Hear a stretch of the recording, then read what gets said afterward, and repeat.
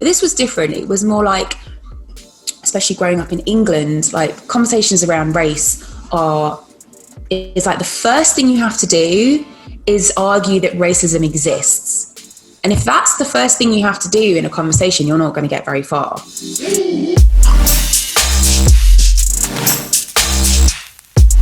Hi, I'm Katie Hills, and I am joined by Aluna for our latest instalment of our NME in Conversation. Hi, Aluna, how are you doing? Hello, I'm good. How are you? Yeah, all right, thank you. So whereabouts in the world are you right now? Yeah, someone asked me the other day and I was like, I'm in my kitchen. So firstly, congratulations on your first solo record. It slaps, it's great. Was it scary releasing something into the world all by yourself? Yes, it was like scary before I started writing. So very much like, I don't know if anyone's done abseiling, but there's this point where you're all harnessed up and you've said yes, and now so you start off like that and then you have to go backwards like this to get to that like 90-degree angle to be able to walk down, and it's this bit that is like the most terrifying part. But then once you're this way, you're like, so that's what it was like. So now you're at the point where you're laughing. Yeah, I'm just walking down a 1,000-foot mountain like I'm walking down the street. Brilliant. And as part of AlunaGeorge, you enjoyed huge mainstream success. So why did you think that this was the point where you said, no, I need to do this by myself, I've got this project and I'm just going to go for it? The thing that drives me always is going down the path less traveled. And as you can imagine, me and George have written a lot of music, and we've got this like symbiotic flow. It's like put us in a studio and we're like happy as Larry. We've got our way of working, and but there were certain things from a kind of purely like selfish perspective that I wasn't able to express as part of a duo. I could feel that I was starting to try and do that within AlunaGeorge, and it didn't feel completely natural, and it meant that I couldn't also just like really, really go for it. I just wanted to be able to make sure that the things I'm doing are because I want to, not because I'm scared to not do something or I'm comfortable doing something else, all those kinds of things. Because I think that it's a real privilege to do music, and the privilege is that you get to challenge yourself and you get to explore and experiment. And if you're not doing those things, then you're not really taking full advantage of the gift that you've been given in life. Because you've always worked with someone else, and whether that's with George or with other collaborators. So how is it for you doing the whole production and creative process by yourself? Yeah, I mean, putting it that way makes slightly out of context. Like, music is a collaborative art form through and through. But when you're in a duo, it's more, you're more diplomatic about, who gets the final say. So that's the big difference. When I had the final say on every single aspect, I realized that over the course of my career, I've developed a huge kind of spectrum of skills, but that I hadn't necessarily exercised in that control seat. And it was such good fun. I was like, wow, I really know exactly what I want. I know how to explain it. I know how to get it. And turns out it was quite a good idea, because, the album that I have at the end of it really explores my whole kind of cultural heritage and upbringing and all the different sounds that I was listening to as a kid that I thought were very, very separate. Like, the genres are very separate. Everything about it is usually very separate. So I was like, I have no idea if this is going to sound good or mashed together. And I think it does.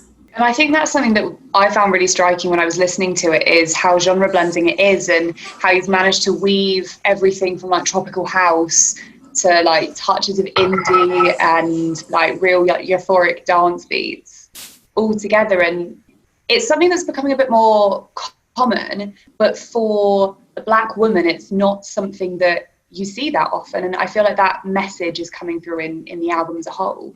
From my perspective, it makes perfect sense for me to be the person to do something like that, because I genuinely am linked to all the cultures that I was exploring by heritage. And so I'm not sort of appropriating someone else's culture and juxtaposing it with mine in this kind of way that I see quite a lot of producers do. I'm not saying that it's fundamentally wrong, but in terms of my personal taste, it's not really my bag. I feel like the album as a whole has a very clear, evocative message and quite like a defiant statement, and it's very self-assured. So talk me through a bit about the kind of inspiration behind it. I mean, even down to the album title, Renaissance. Well, I was seeing individual people in, I guess, across different mediums like film, art, cosplay, comics, and seeing like Black people do things for themselves that goes against what the status quo is. I know that like that does take a certain, people don't like to use the word bravery because it kind of has a negative connotation in a sense. But I was certainly impressed by it because it takes a certain amount of energy to just go and do what you want to do, even though other people will judge you for it. And not judge you in a kind of like, ooh, whatever, like literally be like, you don't belong in this group. What are you doing here, doing this thing? And that was really inspiring to see. And I was thinking about what I was about to try and do. And I was like, I need some of that energy. I need to have my own renaissance. It's kind of, I feel like the album, you obviously started the process before the Black Lives Matter things came to light this year with the murder of George Floyd. It's almost taken on an even more powerful meaning now because issues like that are so much more in the forefront of people's minds because it's been forced to be brought to our attention. I can never thank George Floyd for the effect that he's had on the world, but I am grateful for the movement that happened in the wake of his death. I've never had conversations in the media, in the press, with my friends, with the people I work with the artists that I work with on the level that I've been having. And it means everything to me. Like, I think a lot of people would say, having followed my career, that they like the music, but they don't really necessarily get who I am or identify with me in any particular strong sense. And it's basically because I'm the sort of person that doesn't talk to people about things that they're not interested in. So I was always happy to talk about music, but on a personal level, talking about things that I care about was not really on the table. And a lot of like I would say that that's something that's more common with like big pop artists. Like they're kind of censored by their labels, like in terms of what they can and can't say. You know, that's, you have a press person who advises you. But this was different. It was more like, especially growing up in England, like conversations around race is like the first thing you have to do is argue that racism exists. And if that's the first thing you have to do in a conversation, you're not going to get very far. I felt defeated before I'd even started a conversation. You asked me earlier, where am I in the world? And you're from Enemy, and which is the UK. And I've always, since I left the UK, I've never talked about it because, first of all, I couldn't explain why, because it wasn't a topic, because it's basically about racism. And second of all, on top of that, I knew I would get punished by the UK public for having left, because there's nothing worse than an English person who is seen as not traditionally English, not being patriotic enough.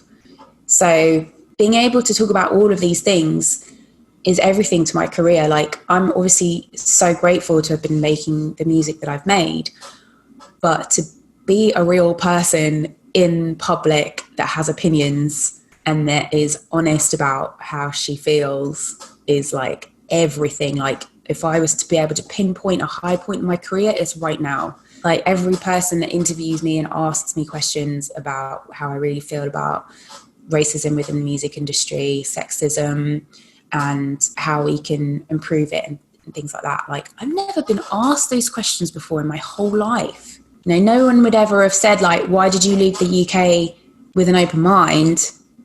Like, oh, you don't think England's that cool anymore, or like you think America's better. I'm like, no. At least in America, everyone else thinks America is racist. So when you're in America, you can actually talk about it. But the UK has this kind of position where it's like, well, we're less racist, or we're a multicultural society, or like we're a bit more tasteful in our way of dealing with racism. It's like, you mean you just don't talk about it? Did you ever have a moment when you were creating this or kind of gearing up to the release where you felt nervous about making such a defiant statement with your first solo album? Do you ever have a moment where you thought, is this a mistake? Or were you, because the album itself is so self-assured, or did you go into it thinking, no, I'm ready for this, like I'm ready to have my voice heard, I'm ready to speak out about these things? Absolutely not. Full disclosure, I fight my battles with my creativity, and then I accept that there will be certain things about the way I make music that will be setbacks, because, like, for example, if I mix genres, then it won't be received kind of in a linear way, like, oh, I get this is this, we'll support it like this. So I've kind of always allowed that to just be like the price that I pay for making music that I want to make. So for this, I assumed it was going to be more extreme, because I'm basically bringing blackness into dance music, and I was going to do it without saying anything, which was going to be interesting. Like, some of the songs would have been well received and some of them not. I was going to just be like, yeah, love it or leave it. And it's like so nice to be able to explain why I'm doing it. And I do see, like, some people haven't, you know, been exposed to any of the backstory of the record, and they're just listening to it on face value. And they have said things like, oh, I don't know what she's doing, like mixing R&B with dance music, but it doesn't work. And it's like, there's going to be lots of people like that. But I felt like that was just going to be the majority viewpoint, and it's not. Like, people, I mean, from my personal perspective, global dance music, global sounds, like, basically what I mean is, like, dance music from different parts of the world that is considered the music that you dance to is the future of dance music. Like, I don't really see the future of dance music continuing to be this segregated, monocultured, linear sound. So, but I'm just so used to kind of doing things, people coin it as being ahead of the curve or futuristic or whatever. I'm like, all right, fine. But I don't think it's that far in the future. You know, like, when I go to the club, people want to hear a blend of all these different genres. In the run-up to the release of the album, you very much on that topic of segregation in the dance music world, particularly the absence of Black women. You wrote an open letter kind of imploring people to understand this and see people like yourself in that space. What was the reception like to that? You mentioned earlier that you were surprised at people's reception to kind of the meaning behind the album. So have you seen a positive action being taken, or a general positive response to that? Short-term actions, yes. Obviously, we can't see what the long-term actions are. A lot of conversations are happening in all different departments, not just obviously music, and only time will tell. We have to keep the pressure on, because the thing is, it's like the roots of the problem are always deep. And I don't think that's a reason to be defeatist or to put really, really high criteria on whether or not someone achieved anything at all. Like, the world's never going to go back to how it was before. It's impossible. I do get the sense that after the initial frenzy of conversations and enthusiasm, it's like now it's down to, like, really, really looking at, do you have Black people in your company working, making dance playlists in DSPs? If the answer is no, might need to make some changes there. And those things are hard because recruitment is like a direct line into seeing how segregated the landscape is. Like when you're looking for employees, if, for example, no Black people have ever been invited into that department, where are they when you suddenly want to employ them?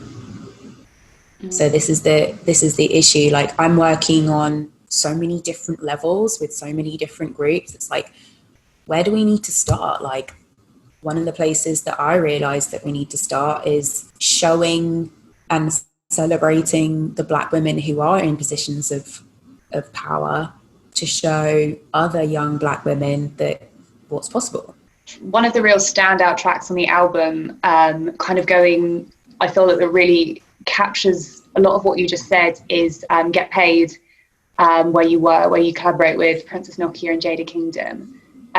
It's striking and it's different, and it's a real stop you in your tracks kind of record.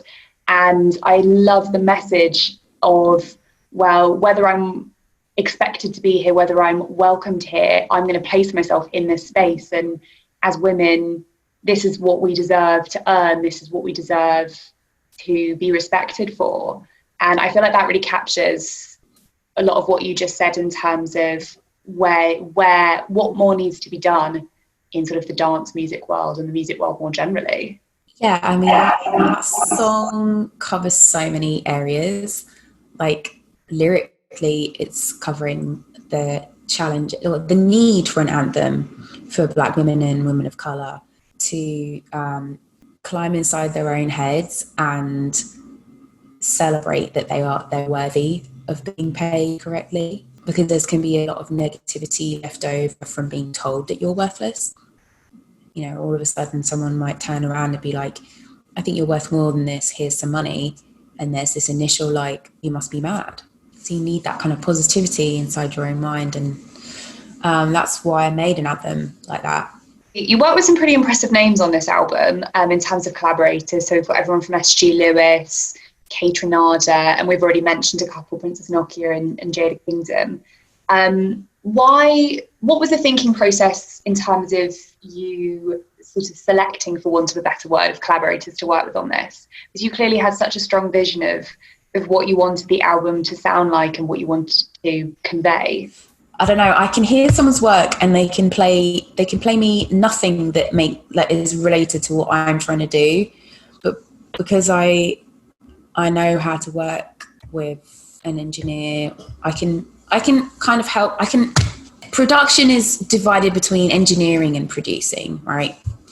And I don't do engineering. I'm not going to I know how to make a kick drum and I know how to make a bass line and all that kind of stuff. It takes a lot of time, especially when my main focus is I've got to do the lyrics, the melodies. I've got to come up with the structure of the song. I've got to guide it in terms of, like, what is it? I don't have time to do that kind of thing. So I have an ear for what someone's kind of sound design skills are.